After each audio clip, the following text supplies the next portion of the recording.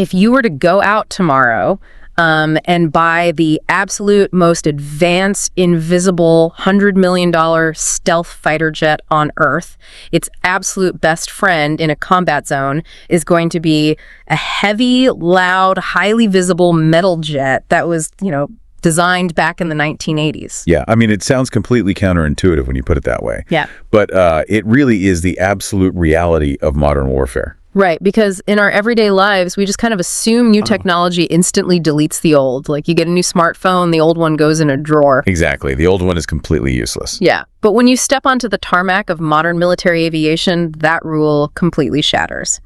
So today we are taking a deep dive into some really fascinating source material from the Strategic Vanguard podcast. And they cover the integrated future of generative aerial warfare, which is a mouthful, but really interesting stuff. It is. And our mission today is to basically dismantle a massive myth for you. This persistent idea that the newest, shiniest, sixth-generation aircraft just automatically makes everything else obsolete. Right, because it really doesn't. So, okay, let's unpack this. Because to really grasp why the newest jet doesn't just replace older models, we have to look at how military history habitually humbles these bold, sweeping predictions. What's fascinating here is that the world's most advanced air forces, they are planning for an entirely integrated ecosystem. Mm-hmm. The central thesis of our source material is that fourth-generation fighters, they're not going anywhere. Wow, really? So they're sticking around? Oh, absolutely. I mean, we aren't looking at a winner-takes-all future where a fleet of hyper-advanced sixth-generation fighters just replaces everything. Right. Tomorrow's air battles will actually be fought by a team. Fourth, fifth, and sixth-generation aircraft all flying together. Which I guess historically makes perfect sense, right? Yeah, exactly. Think about the introduction of the tank. When tanks first rolled out, pundits declare the cavalry would just vanish overnight. But they didn't? Right, they didn't. They just evolved into mechanized infantry. Or, look at the dawn of guided missiles. Oh, yeah. Everyone enthusiastically predicted that was the end of the fighter jet, the end of dogfighting. Exactly. But the technology didn't erase the platform. It just forced the platform to adapt. Which brings us to the planes themselves. Looking at the source material here, it mentions aircraft that I actually remember from childhood action movies. Oh, for sure. We're talking about fourth-generation fighters like the Rafale, the Su-30 MKI, the F-15EX, the Eurofighter Typhoon, Gripini, and India's upcoming Tejas Mk2. Yeah, and the layperson hears fourth generation and they picture, a museum piece. Right, like something gathering dust. Right. But the source points out that these planes are undergoing a massive evolution. Like, they aren't the same jets they were 30 years ago. Not at all. I mean, the exterior might look familiar, but the internal combat capability is radically different now. How so? Well, for instance, these older airframes are now being equipped with the AESA radars. Okay, let's pause there for a second, because ACO radar is one of those terms that gets thrown around a lot. What actually makes that different from, the old school radar we see in the movies? Right. So a traditional mechanical radar is essentially a dish that physically sweeps back and forth. Like a lighthouse beam scanning the dark. Exactly. And because of that, it can only look at one thing at a time. But an AESA radar, which stands for Active Electronically Scanned Array, by the way, it's more like thousands of tiny independent flashlights. Oh, wow. All packed onto a flat surface. Yep. And these individual beams can be electronically steered in just a fraction of a second. So they're pointing in 1,000 different directions at once without the antenna ever actually moving. That's insane. So it can track way more targets. Dozens of targets simultaneously, yeah. With incredible precision, while also being much harder for the enemy to detect. And the sources say they're adding AI to these older jets too, right? Oh, yeah. Add in artificial intelligence-assisted mission computers, advanced electronic warfare suites to, jam enemy signals, and beyond visual range missiles, and you have a totally transformed machine. Okay, so it's basically like taking a classic 1980s muscle car. On the outside, it still has those aggressive, nostalgic lines. I love this analogy. Right. But if you pop the hood, somebody has ripped out the old carburetor and installed a state-of-the-art electric drivetrain, a supercomputer, modern suspension. Yeah. It's the same shell, but a completely different beast underneath. And if we connect this to the bigger picture, it really proves that generations of fighters, they simply change their roles on the battlefield. So that muscle car isn't trying to be a sleek new hypercar. Exactly. It's leaning into what it already does best, which is carrying weight and pushing power just with radically upgraded internals. Which, okay, brings us to an obvious puzzle. If the technology exists right now to build entirely new fleets of invisible, hyper-advanced stealth fighters, why bother upgrading the old muscle cars at all? Right? Why not just build 1,000 new stealth jets? Exactly. And the source material gives a brutally simple answer to that. Money. Always comes down to money. The economics of air superiority basically dictate everything. Yeah. 5th and 6th generation fighters are astronomically expensive. Yeah. And we aren't just talking about the initial price tag to design and build them. Right. It's not just the sticker price. No, the real financial drain is the cost to maintain them over time. So stealth technology, for example, relies on highly specialized radar-absorbent coatings applied to the exterior of the jet. And from what I understand, that isn't just like a special coat of paint you spray on and forget about, right? Not even close. Yeah. It is a highly delicate material that literally degrades from the extreme heat and friction of supersonic flight. Oh, wow. I had no idea it physically degraded like that. Yeah. Maintaining that stealth coating requires enormous, specialized climate-controlled effort after every single flight hour. Every single flight. Every single one. Plus, you have sophisticated sensors driving up lifecycle costs and really complex software updates that are just as critical as the hardware maintenance.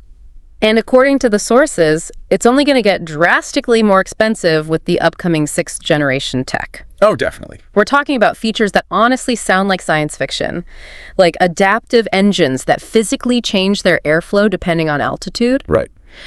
Directed energy weapons, like literally firing lasers, cyber warfare capabilities, and AI that commands massive swarms of drones. I mean, the sheer density of that cutting-edge technology, all packed into a single airframe, it pushes the cost to a level that is simply unsustainable for mass production. So you just can't build a ton of them. You can't.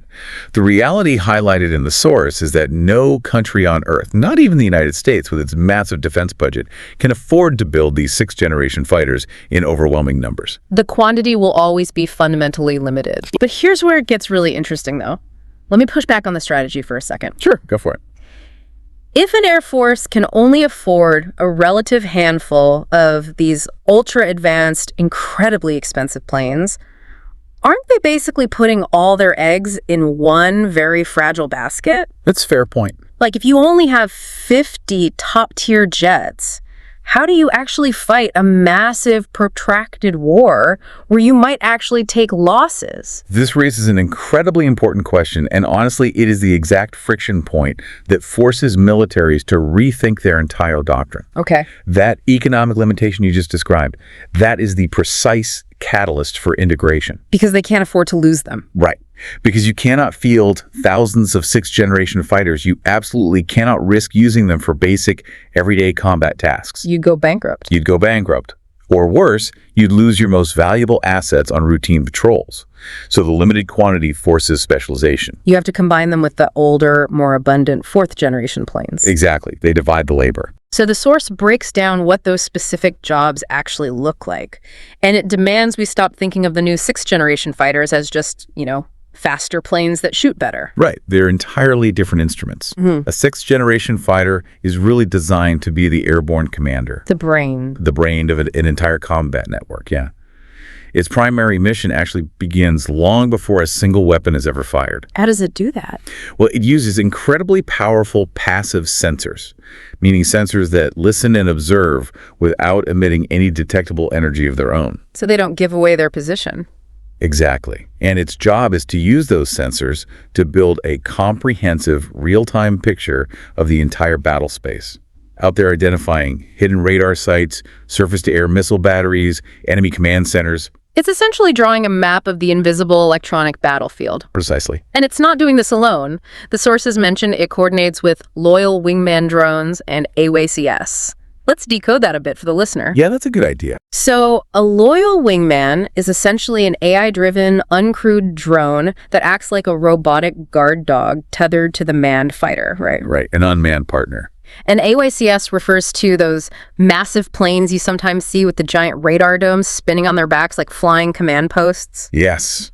So the 6th generation jet is orchestrating all these assets from the sky. Okay, so if the 6th generation is the brain doing all the seeing, What is the fifth generation doing? Because we're talking about planes like the American F-35 and F-22, the Chinese J-20, and India's upcoming AMCA program. Well, if the sixth generation is the commander, the fifth generation is the stealth spearhead. Ah, the spearhead. Yeah. Their specific job, relying on their low observable characteristics, in other words, stealth shapes and internal systems, is to penetrate heavily defended enemy airspace. Because a conventional fourth-generation fighter would be shot down immediately in those zones. Exactly. But the fifth-generation jets, they slip in to suppress enemy air defenses. They destroy high-value targets, disrupt command networks, and essentially kick the door down to open safe corridors. They prepare the battlefield by blinding the enemy. Got it. So what does this all mean? If the sixth generation is the brain sitting back and seeing the whole chessboard, and the fifth generation is the scout sneaking behind enemy lines to clear the path, who is actually carrying all the heavy firepower to finish the fight? And that brings us to the biggest twist in this entire strategic evolution. I love this part. Right. Once the fifth-generation fighters suppress those radars and the air defense network starts to collapse, the massive striking force enters the arena. And it's not the stealth aircraft. It's those upgraded fourth-generation fighters. Yes, the return of the old workhorses. This detail in the source material really blew my mind, because it basically comes down to the actual physics of stealth, doesn't it? It does. To be invisible to radar, a plane must have incredibly smooth, continuous lines. Right. The second you strap a bulky missile to the outside of the wing, you ruin that sleek shape. And you light up on enemy radar screens like a Christmas tree. Exactly. Because of that, stealth fighters have to carry all their weapons internally, hidden inside the belly of the plane. And that physical constraint severely limits how many missiles they can actually hold. Precisely. They might only carry 4 to 6 internal missiles.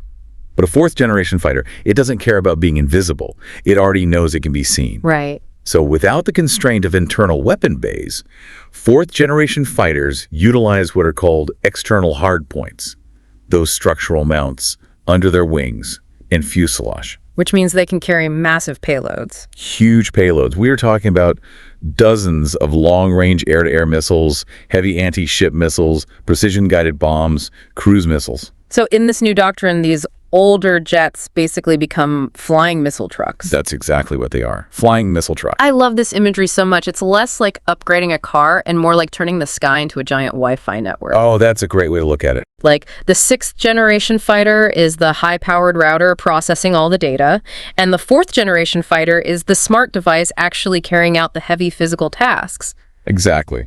But wait, I'm struggling with the mechanics of this a little bit. Okay, what part? Well, if the fourth-generation missile truck is relying on the stealth jets ahead of it, and it doesn't turn on its own radar to avoid giving away its position, how does its missile know where to go once it leaves the wing? Like, is the stealth jet flying 50 miles ahead literally remote controlling the missile? It's a brilliant question, and the answer comes down to secure data links. Data links, okay. Yeah. The fourth-generation jet isn't flying blind, it's just flying silent. Instead of broadcasting its own loud radar waves, which, alerts the enemy, it receives real-time targeting data from the stealth planes and drones that are already deep in enemy territory. Wow. And this data isn't broadcast in all directions like a radio station. It's transmitted through incredibly tight, encrypted directional beams of information. So the stealth jet essentially whispers the exact GPS coordinates and trajectory of the enemy target straight into the fourth-generation jet's computer. That's exactly it. So the older jet just acts the launch pad, it releases the weapon, and the data link guides it. Right. They transform entirely from independent dogfighters into launch platforms acting within a huge integrated combat ecosystem. That is wild. And for the brain, the spearhead, and the missile truck to communicate flawlessly like that, they need a nervous system. The source material refers to this as the era of network-centric warfare. Network-centric warfare. Yes. Future wars will not be won by individual aircraft dogfighting in the sky like World War I aces. Right. No more Red Baron. Exactly. They will be won by networks. In this system, every single aircraft is simultaneously a sensor gathering data and a shooter capable of acting on it. The scenario the article outlines to illustrate this is just staggering. I want you listening right now to just pause and imagine the psychological reality of being a pilot in this future. It's intense. Right. A stealth aircraft deep in enemy territory detects a threat. A loyal wingman drone flying miles away confirms the location. A satellite in orbit drops an additional terrain imagery. Yeah. An AWCS command plane coordinates all this incoming data. And then you sitting in the cockpit of a fourth-generation fighter hundreds of kilometers away, press the button and launch a missile at a target you literally cannot see. You have no visual on it. None. Your own instruments aren't tracking it, yet you fire. It requires absolute unflinching trust in the network. You are firing a weapon based entirely on information provided by machines and other pilots who might be hundreds of miles away from your position. That's a huge psychological shift. It really is. Information itself has become the decisive weapon in this scenario. Air superiority is no longer about a single platform. It's not about who has the fastest jet or, the tightest turning radius. Right, it's not Top Gun anymore. No, it's entirely about who has the superior, unbreakable system. And to prove this isn't just theoretical science fiction drawn up on a whiteboard somewhere, the source material points to real-world applications happening right now. Yes. And it specifically highlights how India is deliberately building its modern Air Force around this exact philosophy. The Indian Air Force is a perfect case study for this integrated doctrine.